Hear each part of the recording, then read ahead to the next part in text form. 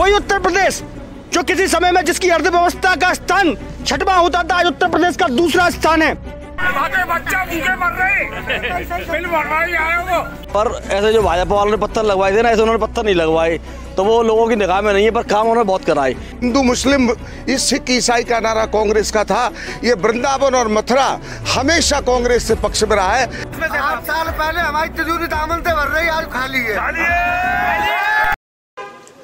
नमस्कार, मैं शुभम सर। आज हम मौजूद हैं कान्हा की नगरी श्रीधाम वृंदावन में।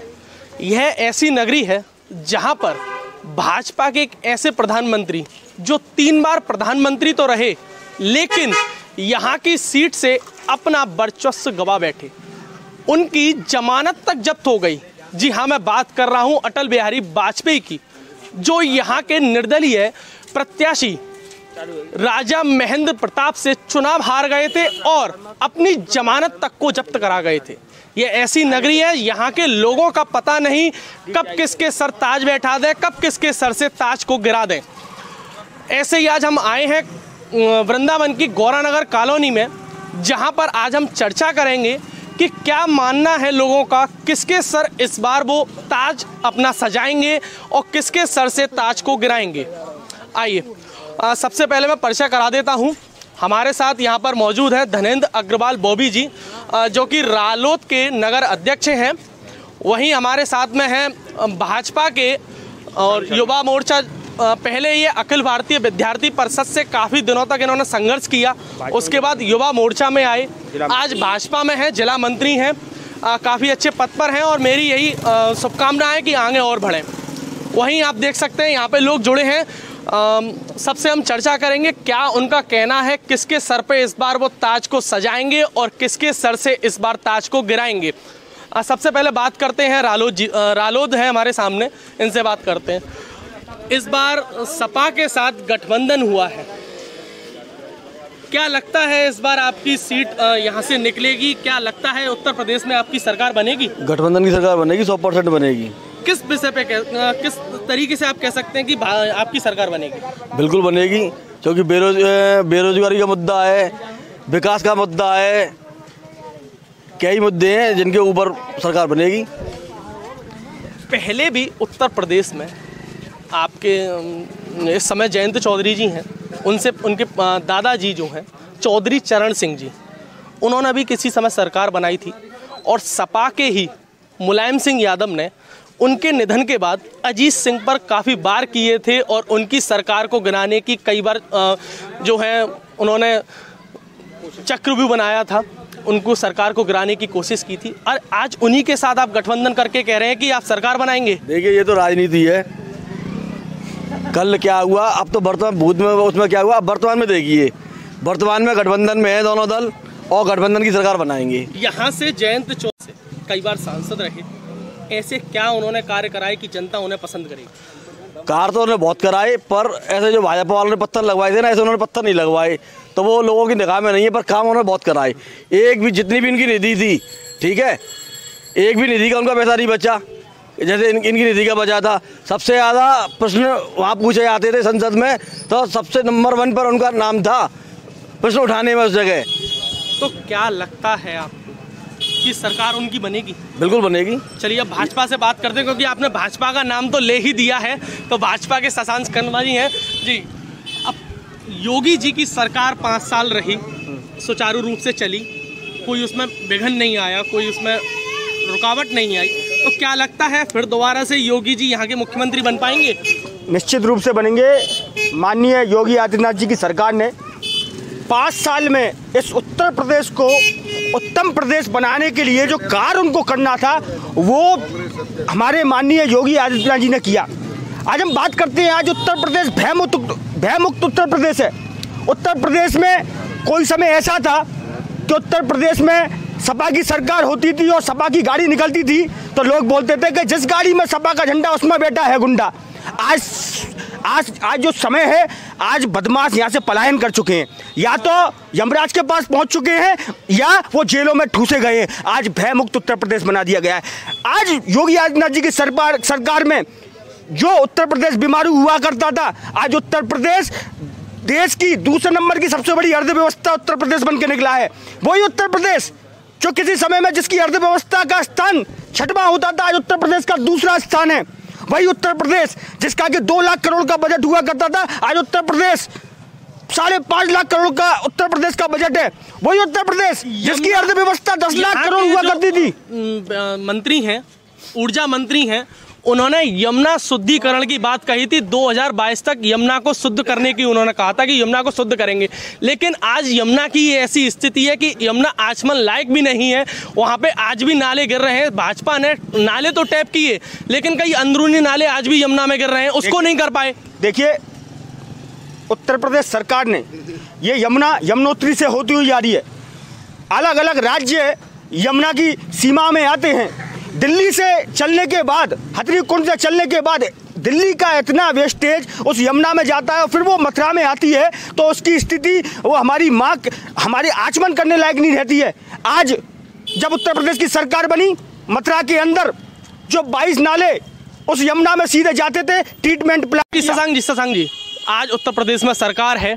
यमुना के विषय में आज हम थोड़ा, जो कांग्रेस के हमारे पास वरिष्ठ कांग्रेस के अध्यक्ष हैं और वरिष्ठ कार्यकर्ता रह चुके हैं, काफ़ी समय से उन्होंने कांग्रेस की सेवा की, आज उनसे भी थोड़ा बात करेंगे। यमुना का विषय आया है, यमुना का विषय आया है, कांग्रेस से बात नहीं करें तो ऐसा नहीं चलेगा। जी बोलो जमुना मैया की जय। और बता दूं, साथ ही साथ एक प्रसिद्ध भागवताचार्य भी हैं, कई भागवत इन्होंने की हैं और लोगों को भागवत करके और लोगों को काफ़ी अच्छे वचन इनके द्वारा सुनाए जाते हैं। मैं कांग्रेस का यहाँ वृंदावन का पूर्व अध्यक्ष रहा हूँ। जब से उत्तर प्रदेश के अंदर कांग्रेस पार्टी का थोड़ा सा नुकसान हुआ है, हमेशा हमारी 28 साल से 35 साल से करीब हमारी गवर्नमेंट नहीं आई, तब से उत्तर प्रदेश का विनाश हो गया। आप ये देखिए, हम यहाँ कांग्रेस के, हमारे यहाँ लगातार प्रदीप माथुर 4 बार विधायक रहे हैं और जनता उनको लगातार चुनती आई है।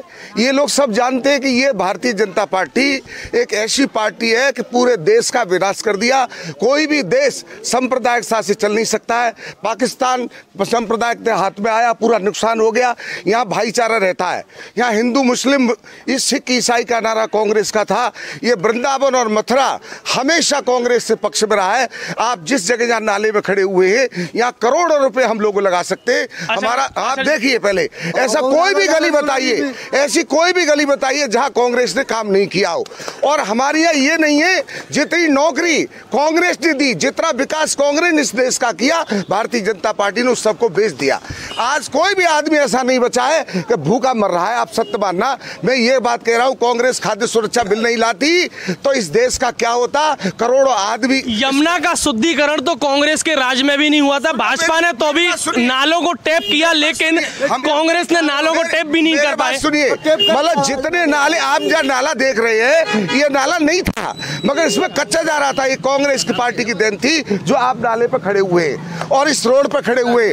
जितने ट्रीटमेंट प्लांट जो बने हुए, नया एक भी हमें बता दीजिए कि वृंदावन के अंदर एक बना। जितने 3 बने हुए हैं, सीवर पड़ी हुई है, सीवर का पानी उसमें दिया गया। जितने नालों का पानी हमने सीवर में दिया गया, और वो हमारे सब प्लांट बने हुए और लगातार। और आपको ये वादा कर रहा हूं, आप लिख लीजिए कि इसमें यहाँ से श्रीकांत शर्मा इलेक्शन हार गए और प्रदीप माथुर जीत करके चले गए। उनको कोई भी हराने वाला नहीं है। उनकी करनी और कथनी एक है, इनकी करनी और कथनी में बहुत बड़ा अंतर है। ये एक केवल दिखावा है, देश को विनाश करने की योजना है। कांग्रेस ने पहले सपा के साथ गठबंधन किया था, ऐसी क्या बात हो गई कि कांग्रेस ने सपा का दामन छोड़ दिया और सपा को रालोद का सहारा लेना पड़ा। सेकुलर लोग हैं, हम सेकुलर है। जो सेकुलर की बात करेगा उसके साथ हम कभी भी जा सकते, आगे भी जा सकते और अभी भी रह सकते।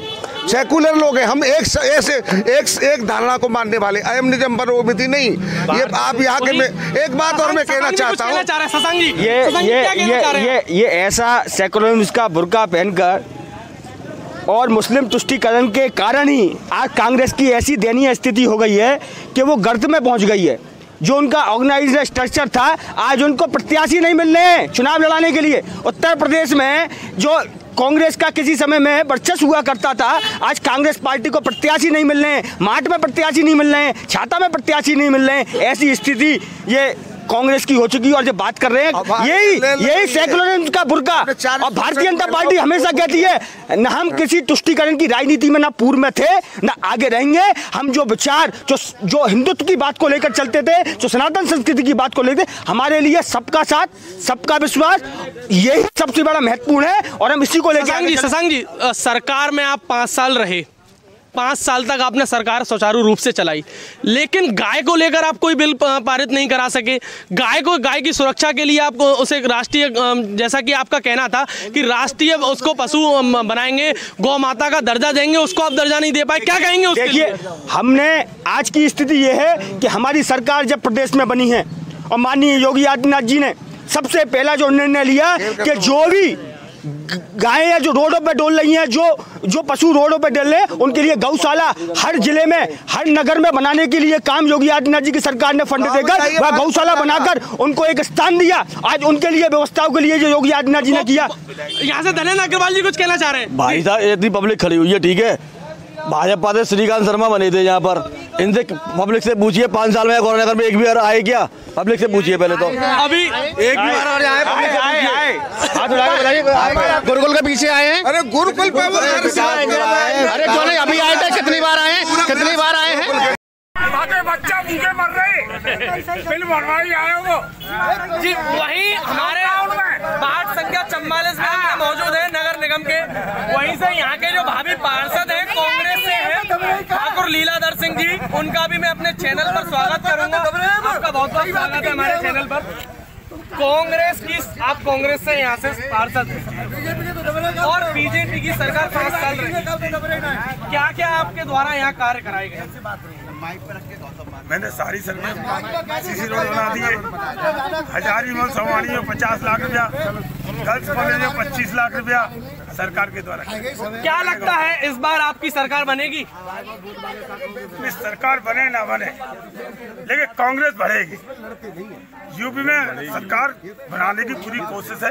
प्रियंका वाड्रा जी एक बार फिर से इंदिरा गांधी का रूप धर गए और यहाँ पे उतरी हैं, सियासत में उतरी हैं, राजनीति में उतरी हैं, लेकिन वो वाड्रा है, उनके पति पर कई इल्जाम लगे हुए हैं। लगता है क्या सरकार वो बना पाएंगी? नेताओं में तो इल्जाम लगते रहते हैं और नहीं भी लगते, सब चलती रहती है। नेतागिरी में नेताओं में इल्जाम लगे रहते हैं। वहीं यहाँ पे कई युवा हैं पढ़ने वाले युवा हैं, उनसे भी पूछेंगे कि क्या उनकी राय है, क्या वे चाहते हैं। उससे पहले ये हमारे साथ में सपा से हैं, कार्यकर्ता हैं, उनका क्या कहना? इस बार पहले सपा ने कांग्रेस से गठबंधन किया, अब रालोद से गठबंधन किया है, क्या लगता है सरकार बना पाएगी सपा? ऐसा है, सपा की ही सरकार बनेगी अब उत्तर प्रदेश में, नहीं है पूर्ण बहुमत से बनेगी। और क्योंकि भाजपा ने क्या किया, समाजवादी पेंशन खत्म करके कोई नहीं चलाई, महंगाई इतनी, सिलेंडर आप देखिए कितना महंगा है, डीजल पेट्रोल कितना महंगा है, खाद्य पदार्थ कितना महंगा है। आज देखिए यहाँ पे ये नाला पट चुका है कागजों में, तो ये नाले पे आप खड़े पूरा खाली पड़ा है, यहाँ पटा नहीं है, सिर्फ भ्रष्टाचार के सिवा और कुछ नहीं किया है भाजपा ने।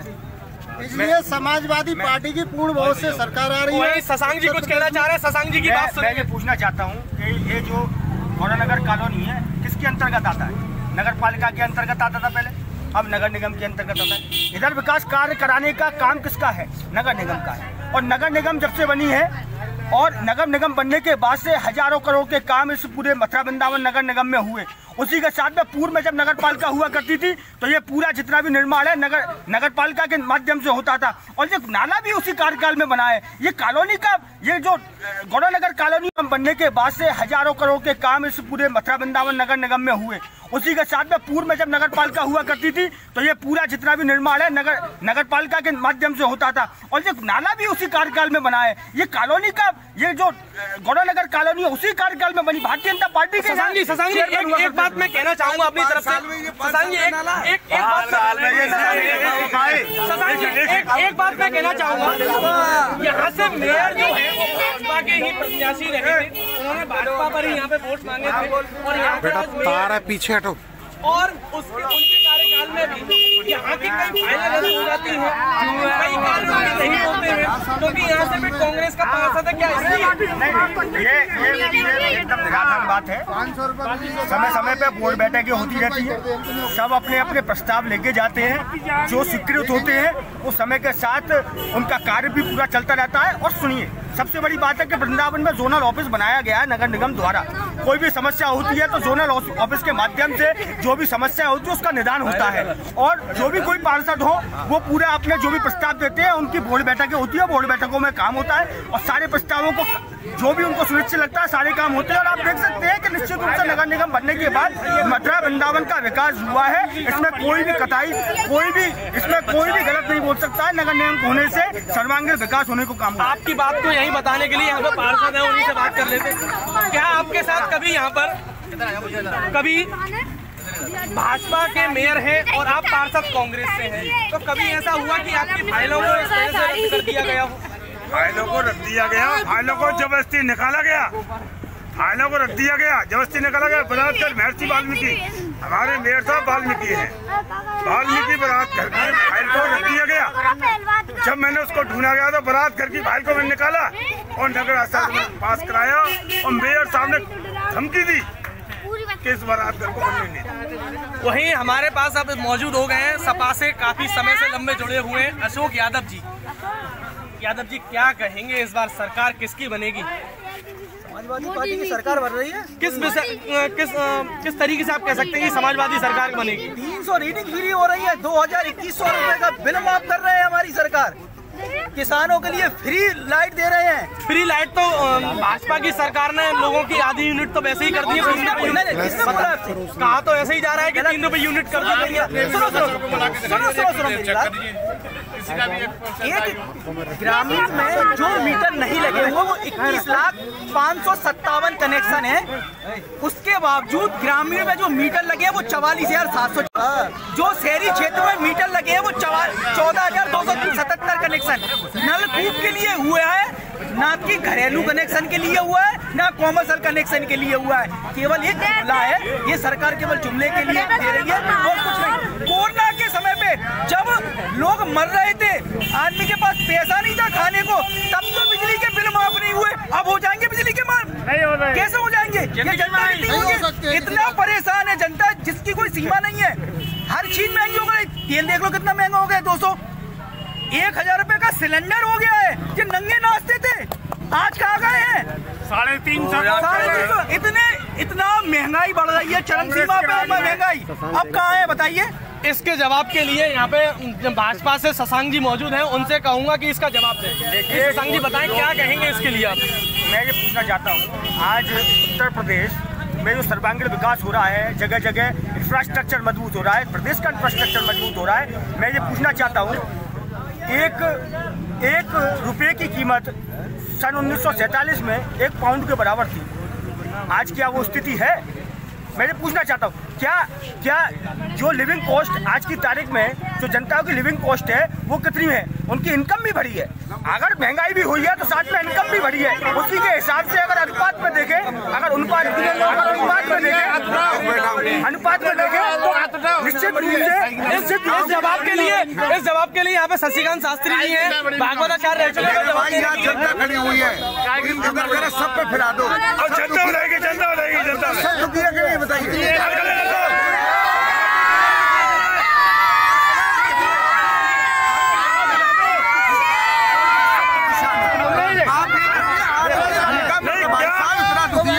उसके रोटियों के लाले पड़ रहे।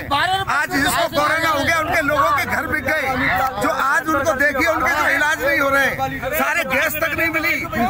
लोग आप देख रहे किन किन लाशों के लिए जगह नहीं मिली। इस बातों को अभी आदमी कोई भूला नहीं है। उनसे बात करेंगे, वो भी कुछ कह रहे थे इनके जब इनसे बात हो रही थी। क्या कहेंगे आप? किसकी सरकार चाहते हैं आप? हम तो ये चाहते हैं सरकार किसी की भी आए, हमें कुछ से मतलब नहीं है। सिर्फ जो बिजली का बिल बढ़ाया है श्रीकांत शर्मा जी ने, जो बिजली का बिल बढ़ाया है वो गरीबों के लिए कभी माफ किया? कभी गरीबों के लिए सोचा, कभी सोचा, कभी सुने? कि गरीब आदमी यहाँ रहते हैं 100-200 रुपए कमाने वाले ये 12 रुपए यूनिट बिजली कहाँ से भरेंगे? तो अब आगामी चुनावों में आप किसको मुख्यमंत्री के रूप में देखना पसंद करेंगे? तो मुख्यमंत्री हमारे लिए कांग्रेस पार्टी का है, चाहे बीजेपी के। सुने कि गरीब आदमी यहाँ रहते हैं 100-200 रुपए कमाने वाले ये 12 रुपए यूनिट बिजली कहाँ से भरेंगे? तो अब आगामी चुनावों में आप किसको मुख्यमंत्री के रूप में देखना पसंद करेंगे? तो मुख्यमंत्री हमारे लिए कांग्रेस पार्टी का है, चाहे बीजेपी के आए, चाहे राहुल जी का हमें कोई आए, मगर सब गरीब आदमी को, पब्लिक की जनता को ये तो सुख होना चाहिए जो बिना फिजूल जिसको दंड दिया जा रहा है। क्यों दिया जा रहा है? गैस के कनेक्शन बढ़ाए गए। वही अशोक जी कुछ कहना चाह रहे हैं, अशोक जी से पूछेंगे क्या कह रहे हैं। सबसे पहले तो हमारी यमुना मैया 4325 का इनने प्रोजेक्ट तैयार किया था गंगा यमुना मैया को शुद्ध कराने के लिए, और इनकी जो उमा भारती जी थी वो ये बोल रही थी कि हम यमुना मैया को जब तक शुद्ध नहीं होगी, साफ नहीं होगी, तो हम उसमें जल समाधि ले लेंगे। अब मुझे बताइए वो 4325 करोड़ रुपए किसकी जेब में गए हैं? सबसे बड़ा घोटाला है। भाजपा सरकार के द्वारा कई और नाले भी यहाँ के जो मथुरा में कई नाले टैप कराए गए हैं। कोई केप नहीं होता है,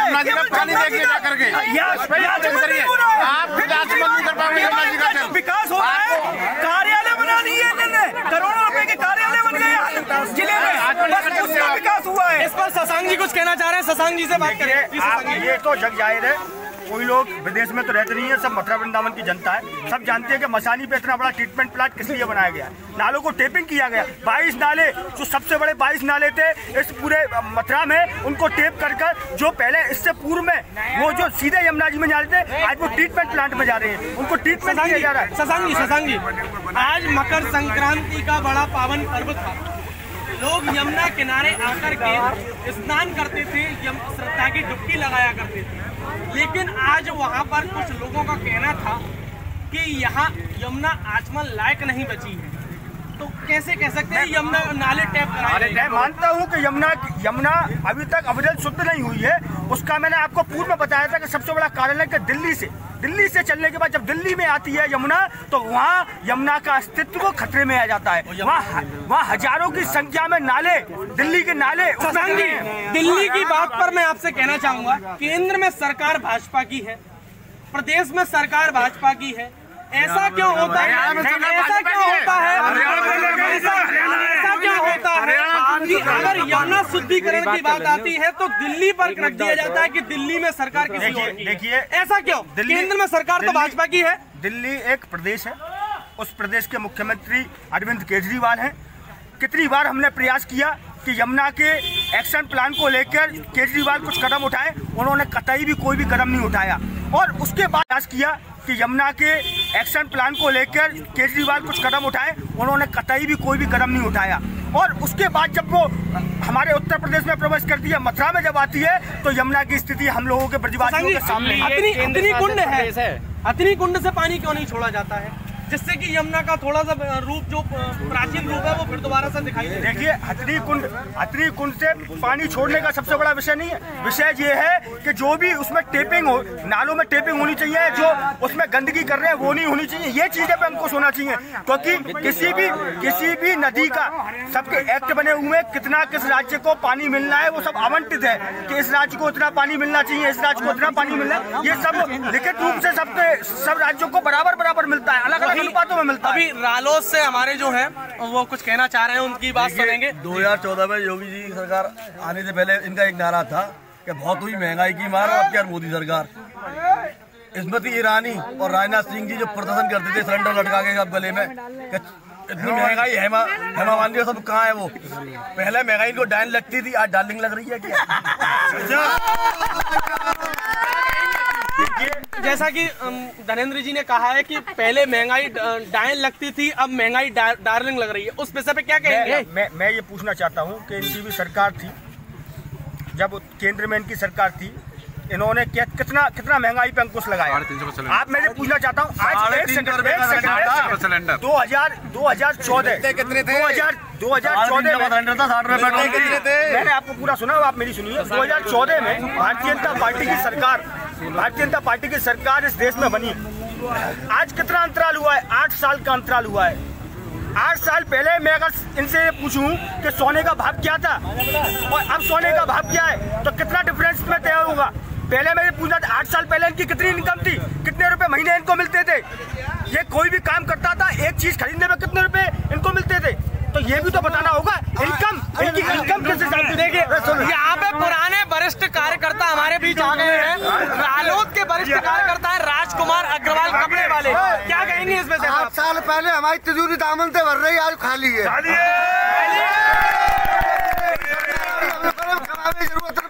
खाली है गई और 1 रुपया ले रहे हैं, 1 रुपया दे रहे हैं, 16 रुपया ले रहे हैं, 300 रुपया नाज दे रहे हैं और सिलेंडर पे ले रहे 350 बढ़ती, तेल पे ले, गैस पे ले, दाल पे ले,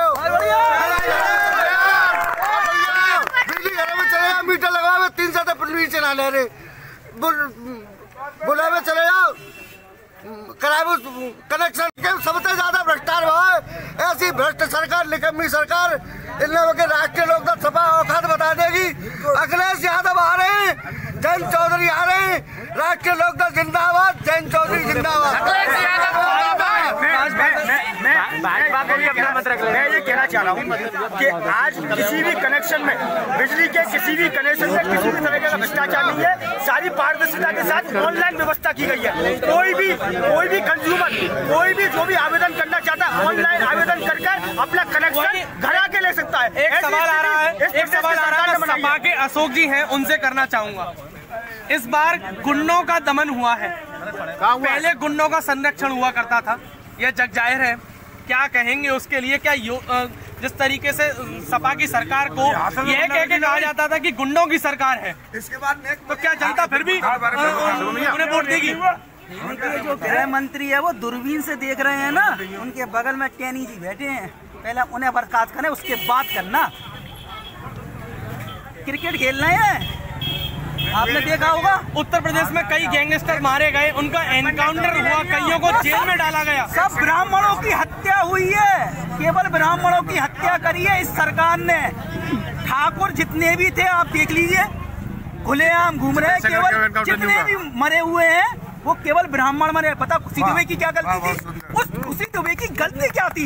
एक दिन पहले शादी हुई है, उसको तुमने जेल में डाल दिया। बड़े शर्म की बात है यार। हाथरस वाली घटना देख लो, उस महिला के साथ, बच्ची के साथ में क्या हुआ है? बाप को मार दिया, चाचा को मार दिया। यार किस बात की बात कर रहे हो आप लोग? इसी सवाल को लेकर के मैं कांग्रेस के जो यहाँ पे वरिष्ठ हैं उनसे भी बात करूंगा। पहले गुंडों का राज चला करता था, लेकिन इस बार इस केवल जातिवाद पर जो हुआ है, एक जाति को टारगेट बना करके उधर मुसलमानों को टारगेट बना दिया, इधर ब्राह्मणों को टारगेट बना दिया। ब्राह्मण आप सच्चे बन, आपसे बताता हूँ, जब ब्राह्मण सच्चा होगा तो भारतीय जनता पार्टी को वोट नहीं देगा। ये सच्चा ब्राह्मण, इसमें सबसे ज्यादा हानि ब्राह्मणों की हुई है। नहीं, सब तरह से गिरा है, हर तरह आर्थिक स्थिति से सबसे उसकी बात पड़ी हुई है। आप बताइए, मंदिर बंद कर दिए गए, शराब खोल दी गई, क्या खोल दी गई? भगवान हमारे यहाँ क्या कहते हैं? 6 चीज भगवान के हाथ में। किसी गीता पुराण वाले महाराज से पूछना, इस वृंदावन में बहुत महाराज रहते हैं, हमसे ये सुना, हमको पढ़ाया गया है कि 4-5-6 चीज भगवान के हाथ में। हाँ, लाभ, जीवन, मरण, यश, अपयश, विद्यार्थ। क्या हमें परमात्मा पर विश्वास नहीं था? हमारे भगवान बंद कर दिए गए। उन्हें जो शराब का सेनेटर आया जाता है उनको भारतीय जनता पार्टी ने उसको साफ कराया गया।